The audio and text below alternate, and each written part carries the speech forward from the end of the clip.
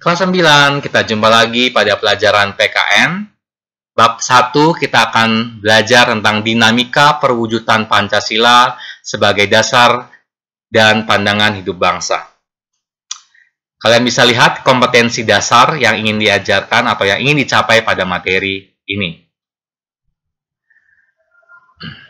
Lagu Garuda Pancasila, siapa yang tidak kenal lagu ini karangan Sudarnoto? Lagu ini mengajarkan kepada kita bahwa kita harus tetap setia mendukung Pancasila sampai kapanpun. Pancasila harus tetap menjadi dasar negara kita. Sudah siapkah kalian sebagai generasi muda untuk terus memperjuangkan nilai-nilai Pancasila sebagai dasar hidup kita? Bagian pertama yang akan kita pelajari adalah penerapan Pancasila dari masa ke masa. Penerapan Pancasila yang akan diajarkan, yang pertama adalah masa Orde Lama. Apa sih yang dimaksud dengan masa Orde Lama? Nah, masa Orde Lama itu adalah periode di mana berlangsung dari tahun 1945 sampai 50, 1950 sampai 1959, dan 1959 hingga 1966. Disebut masa Orde Lama. Pada masa Orde Lama ini, kondisi politik dan keamanan dalam negeri diliputi kekacauan dan kondisi sosial yang berada pada peralihan dari negara terjajah menjadi negara yang merdeka. Kita lihat bagaimana penerapan Pancasila pada masa Orde Lama yang dibagi dalam 3 periode ini.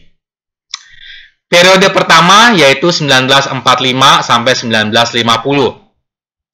Di sini ada upaya-upaya untuk mengganti Pancasila sebagai dasar negara dan pandangan hidup bangsa. Pada periode ini ada pemberontakan yang sangat terkenal yang ingin menggantikan Pancasila dengan dasar yang lain. Pemberontakan pertama adalah pemberontakan Partai Komunis Indonesia atau PKI yang terjadi di Madiun pada tanggal 18 September 1948 yang dipimpin oleh Musso. Kalian bisa lihat fotonya di sini.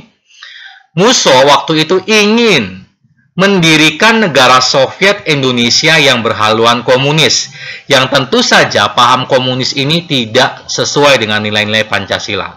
Karena pada paham komunis mereka tidak mengakui adanya Tuhan. Beda dengan Pancasila yang sangat menjunjung tinggi aspek ketuhanan. Hal ini terbukti dengan bunyi sila pertama. Sudah tahu dong bunyi sila pertama?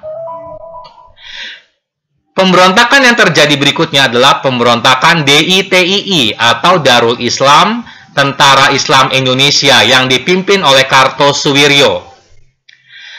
Nah, Kartosuwiryo sendiri, ya, pemberontakan ini ditandai dengan berdirinya Negara Islam Indonesia atau NII yang diproklamasikan pada tanggal 17 Agustus 1949. Tujuan Kartosuwiryo mengadakan pemberontakan ini karena ingin mengganti Pancasila dengan syariat Islam yang pada waktu itu ia ingin jadikan sebagai dasar negara. Periode berikutnya pada penerapan Pancasila adalah periode Orde Lama 1950-1959. Kalian bisa lihat di sini dalam catatan Mr. Christian. Nah, penerapan periode ini lebih diarahkan ke arah ideologi liberal, di mana pada prakteknya sila keempat tidak lagi dilaksanakan. Ya, pada waktu itu lebih banyak pengambilan keputusan melalui suara terbanyak. Kemudian pada periode ini juga muncul pemberontakan-pemberontakan seperti RMS, PRRI, Permesta yang ingin memisahkan diri dari Republik Indonesia. Dalam bidang politik, ya, demokrasi pada periode ini dianggap berjalan lebih baik, yaitu dengan pemilu pertama tahun 1955. Tetapi ingat catatannya, pada periode ini anggota konstituante tidak berhasil membuat undang-undang dasar seperti yang diharapkan.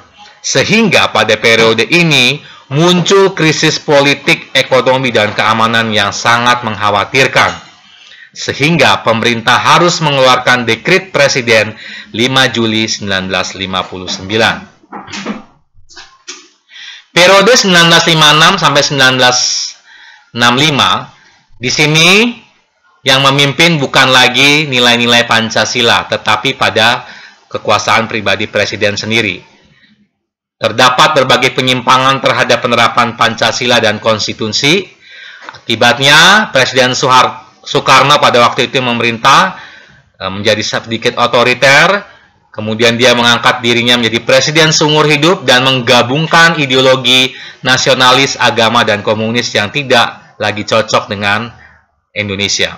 Kalian bisa lihat di catatan Mister, terjadi berbagai kemerosotan moral dan ketidakpercayaan masyarakat terhadap nilai-nilai Pancasila, dan timbul lagi upaya-upaya untuk menggantikan Pancasila dengan ideologi lain, yaitu dengan munculnya pemberontakan PKI tahun 50 yang dipimpin oleh Aidit yang ingin mengganti Pancasila dengan paham komunis. Masa Orde Baru merupakan masa kedua dari penerapan Pancasila yang kita pelajari saat ini, di mana waktu itu Presiden Soeharto diangkat menjadi Presiden Indonesia. Visi utama dari Orde Baru di bawah pimpinan Soeharto ini ingin melaksanakan Pancasila secara murni dan konsekuen dalam berbagai kehidupan. Akan tetapi, terjadi banyak sekali penyimpangan pada masa tersebut. Kalian bisa lihat catatan Mister, kebebasan pers terbatas, pemerintah cenderung sentralistik, demokrasi dikekang, hanya ada 3 partai dalam pemilu, dan banyaknya korupsi, kolusi, dan nepotisme yang mewarnai pemerintahan Presiden Soeharto. Kemudian muncul periode berikutnya penerapan Pancasila, yaitu periode 1998 sampai sekarang yang disebut dengan era reformasi. Pada awal era reformasi ini terjadi kemunduran ekonomi dan penyelewengan terhadap Pancasila. Mahasiswa waktu itu ingin menggantikan Soeharto sebagai presiden, ya, dan keadaan sangat-sangat genting pada waktu itu. 21 Mei 1998, Presiden Soeharto mundur dan digantikan oleh B.J. Habibie. Beberapa perubahan yang terjadi pada era reformasi ini yaitu pemilu 1999 diikuti oleh 48 partai yang sebelumnya pada masa Orde Baru hanya boleh 3 partai. Kemudian perubahan pada pasal 7 Undang-Undang Dasar Negara Republik Indonesia yang berbunyi bahwa presiden dan wakil presiden itu bisa dipilih 2 kali dalam masa pemerintahannya. Kemudian tahun 2004 rakyat bisa memilih langsung presiden dan wakil presiden. Baik, sampai di sini pertemuan kita. Kalau tidak mengerti, dan Mister akan lebih perdalam lagi materi ini lewat Zoom dan juga konsultasi lewat WhatsApp. Sekian dan terima kasih.